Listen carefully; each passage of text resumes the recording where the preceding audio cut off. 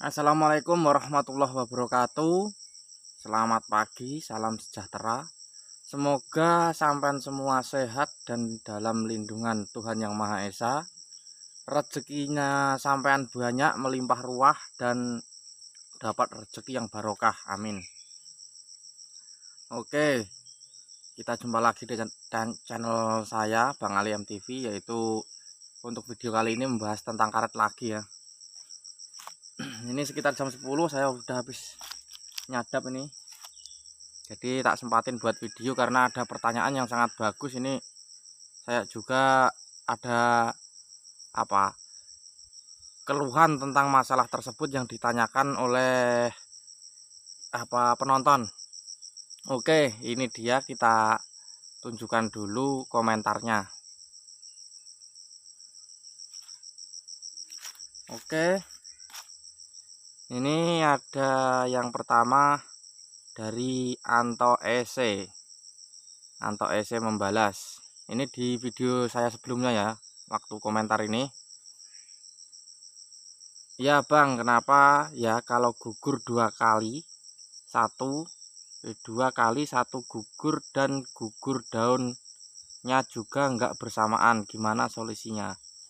Oke, itu ada ya jenis karet itu yang gugur tapi enggak dua kali. Kadang ujungnya itu biasanya karet rem atau BBM yang BBM yang putih yang kayak sadapan saya ini semua kayak gitu. Terus ini alhamdulillah kemarin karena cuaca hujannya itu stabil, jadi enggak begitu berpengaruh ya di produksi getahnya. Tapi kalau musimnya pas lagi kering kok waktu gugur itu dua kali, biasanya kalau yang satu kali itu udah normal, yang dua kali itu ya dua kali ini masa proses pemulihannya daun itu dua kali. Jadi masa getah, produksi getah itu surutnya ya panjang karena dua kali kan pulihnya. Itu menurut saya, mana tadi, ini dari jenisnya. Terus ada jenis yang saya bilang itu RC, itu juga kayak gitu, tapi itu per cabang biasanya. Kalau RC itu lama itu agaan, tapi kalau udah normal RC itu getahnya luar biasa mas, keras dan banyak kalau udah normal. Terus ada juga ini keluhan saya termasuk kalau gugur daun habis waktu kemarau. Nah pulihnya itu kalau waktu pas sepertinya kayaknya bagus-bagusnya daun itu kayak lebat tapi gugur lagi. Nah itu belum menemukan solusi aku. Gimana, saya tuh bingung gimana caranya mengatasi solusi itu, dan belum dapat informasi yang akurat menurut saya. Jadi belum pernah coba.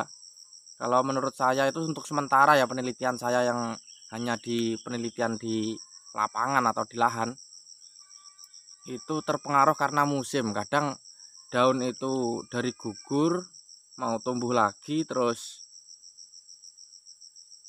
daun muda itu belum 100% tua, itu terkena gerimis yang sedikit, terus besoknya kena panas. Nah itu bisa keriting, itu faktor cuaca. Kita nggak bisa merubah cuaca kan kalau itu, hanya wong dhuwur kono mas yang iso ngrubah cuaca. Terus yang kedua, menurut saya masalah gugur daun tadi yang kadang dua kali, udah kayaknya bagus-bagusnya malah gugur lagi, sampai bahkan ada yang daunnya itu tua terus gugur tapi warnanya masih hijau, enggak merah. Itu kalau diperhatikan di daun yang gugur tersebut itu ada bintik-bintik putih yang kayak kayak kapas lah, tapi lebih tipis lagi. Itu kemungkinan jamur. Nah, kemungkinan jamur itu kalau sifatnya jamur itu kan berkembang biaknya karena lembab, dan lembab pada daun karet itu menurut saya terpengaruh oleh embun. Itu kadang ada yang bilang itu terkena embun upas, tapi nggak tahu itu pastinya kayak apa, belum pasti. Oke, lanjut saja ke komentar yang kedua ya. Di komentar saya di video yang sebelumnya dari Ahmad Fuadi berkomentar, kebun saya setelah saya semprot rumputnya, kenapa getahnya menyusut bang ya? Daun pun berguguran, solusinya gimana ya bang? Oke, itu memang iya, memang biasa terjadi. karena kita kan kalau kebun itu bersih pasti enak kita mengerjakan deres atau aktivitas di lahan karet lah ya. Terus namanya lahan itu nggak bisa lepas dari rumput, apalagi yang nggak pernah diurus, jadi mungkin rumputnya bisa tinggi. Ini sadapan saya kemarin tingginya sedada mas, rumput bayeman atau rumput apa itu lombukan itu segini. Jadi ini tak semprot udah tumbuh lagi tuh anaknya yang di belakang, mulai tumbuh lagi. Oke, itu karena obat yang kita gunakan untuk membunuh gulma atau rumput-rumput di bawah pohon karet itu, sebelum kita menyemprot itu kalau diperhatikan akar serabut itu bisa keluar dari ini mas, dari tanah kan. Itu ada rumput yang tegak-tegak, terus ada daun yang berguguran, itu kan ada rongganya itu menutup rumput yang di bawah itu biasanya ada akar serabut yang nyerongot-nyerongot munggah dari tanah itu kelihatan. Nah terus waktu kita pas nyemprot itu secara otomatis obat yang ngembun tadi di air yang ngembun yang dikasih obat pembunuh rumput itu sebagian ada yang nempel ke tanah dan sebagian ada yang kena akar serabutnya itu. Nah itu yang menyebabkan getah kita yang tadinya normal setelah disemprot itu menyusut produksinya. Oke, apalagi jenis obat juga berpengaruh. Itu kalau obatnya sampean pakai seperti yang saya ini, obatnya itu Roundup terus tak campur untuk lebih akuratnya lagi. Untuk tukul-tukulan kayu itu saya gunakan Garlon, kalau enggak Starlon ya. Itu kalau kebanyakan campuran Starlon apa Garlonnya itu lebih parah mas. Ya surutnya lebih parah. Jadi sampean coba tanggulangi dengan cara ini, mungkin bisa membantu ya. Kalau sampai nyemprot, coba kalau bukan alang-alang, coba pakai obat bakar aja, itu enggak seberapa menyusut getahnya. Itu yang pertama. Yang kedua, kalau banyak alang-alang kita harus menggunakan obat yang sistem bukan bakar ya, obat yang sistem masuk ke akar, obat racun. Itu memang susut, tapi diperkirakan kita kalau ada modal sebelum nyemprot itu kita sediakan pupuk urea. Jadi habis nyemprot setelah 1 minggu tabur urea mas. Jadi yang sampai keselak mas. Jadi yang akarnya gosong-gosong terkena obat rumput itu tadi, terus 1 minggu atau setengah bulan, kalau setengah bulan kelamaan ya, 1 minggu lah pas. 1 minggu tabur tipis saja, nggak usah banyak-banyak. Itu nanti akan merangsang akar serabut yang gosong tadi keluar lagi. Jadi mungkin setengah bulan setelah penyemprotan itu bisa normal kembali, itu menurut saya. Yang keduanya, kalau nyemprot, kalau memang masih kayak di belakang saya itu rumputnya masih pendek, terus nggak dikasih campuran bisa, ya nggak usah dikasih. Kalau Starlon apa Garlon itu. Jadi itu kita harus teliti pada rumputnya. Kalau memang rumputnya itu sengganen atau kasapan atau rumput yang lain, pohon-pohonan tunas kayu, nah bolehlah kita kasih kan, biar mati sekalian kita nyemprot semuanya mati, dari yang rumput sampai ke tunas kayu mati. Tapi kalau memang ada yang nggak ada tunas-tunasan kayu kayak rumput-rumput udah kecil, itu jangan dikasih campuran. Itu aja obat Roundup atau yang lain sejenis itu, ada yang banyak kan mereknya, itu aja dikasih nyemprot itu udah bagus. Terus informasinya kalau nyemprot itu kayak seperti di lahan saya ini kan, daunnya termasuk lebat, jadi matahari tidak secara sempurna lah menyinari tanah. Jadi kalau rumput di bawah daun karet yang lebat itu dosisnya dikurangin nggak apa-apa mas, yang penting semprotnya itu dibuat ngembun terus rata.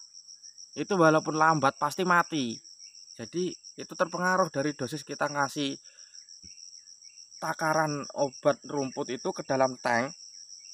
Itu kalau kebanyakan ya dampaknya ya kerasa di kita. Kalau kita kan kalau bisa rumputnya mati nggak usah drop, tapi ya nggak bisa, itu kan akarnya yang kena, jadi nggak bisa dielakkan. Jadi untuk mengurangi dampak yang sangat tidak kita inginkan itu, yaitu kalau bisa obat bakar itu ya jangan banyak-banyak takarannya, biar supaya cuman mengendalikan biar nggak rungkut. Terus kalau pakai obat yang jenis bukan obat bakar itu ya dosis takarannya itu dikurangi aja, biasanya sampean seberapa maremnya kan itu dikurangin. Terus kalau bisa nyemprotnya itu pagi itu kan daun ada embun, masih embunnya banyak. Itu kalau semprotnya kita setel mengembun bener, itu walaupun seandainya ini lebar daun segini ya, itu terkena satu titik aja di pojokan, kalau daunnya ini masih ada embun, masih basah, itu bisa menyebar mas. Itu yang membuat kita nyemprot walaupun dosisnya itu rendah, terus nyemprotnya acak-acakan. Kalau masih ada air di daun-daun itu, air dari embun itu, nyemprotnya acak-acakan buat lari-larian lah, itu biasanya masih bisa rata. Karena ibaratnya satu lembar daun ini kalau basah, kena sedikit di pojokan sini aja sudah merata, karena ini ada air, ada embun yang masih basah itu. Oke, kurang lebih seperti itu ya. Jadi untuk menanggulangi dampak dari kita menyemprot rumput atau mengendalikan rumput itu biar enggak susut getahnya, jadi kita ukur dari takaran obat kita itu kalau bisa dikurangin. Terus yang kedua, lihat dosisnya rumputnya. Kalau memang rumputnya masih kecil tipis-tipis ya nggak usah dikasih campuran. Terus nyemprotnya, maksudnya semprotan campuran itu yang tak bilang Garlon sama Starlon itu nggak usah dipakai, itu dampaknya sangat terasa bagi para penderes ya. Terus kalau memang senang pakai obat bakar itu ya lebih baik, itu lebih ringan itu dampaknya di pohon karet itu. Tapi ya jangan boros-boros, itu sepuyur semprotnya itu harus ngembun biar nggak sampai nyiram ke tanah. Kalau nyiram ke tanah, akar yang kena obat bakar itu ya termasuk gosong juga mas. Oke, kurang lebih seperti itu dulu. Ini 2 pertanyaan dari penonton, mudah-mudahan bisa membantu para penonton yang lain yang mungkin keluhannya sama. Terus kita juga hemat durasi juga kan, kalau kelamaan nanti bosen lihatnya. Oke, yang telah menonton terima kasih atas dukungannya sampean. Semoga video ini membantu dan bisa membuat kita itu bisa berkembang maju bersama gitu loh, para petani karet. Jadi kalau ada solusi, kalau kita bahas bareng-bareng kan enak, ada solusi. Jadi semoga sampean sehat, rezekinya lancar, amin. Saya juga begitu, juga amin. Terus diberkahi, dijauhkan dari penyakit kan, sehat terus itu karena kita dapat berkah. Oke. Jadi sekian dulu videonya. Ini udah, kalau di sini kan tiap hari hujan, jadi takutnya nanti kalau hujan, ini hari Jumat saya mau ngobat dulu. Jadi videonya cukup sekian dan terima kasih sekali lagi untuk yang telah menonton. Mudah-mudahan bermanfaat ya. Jadi cukup sekian. Assalamualaikum warahmatullahi wabarakatuh.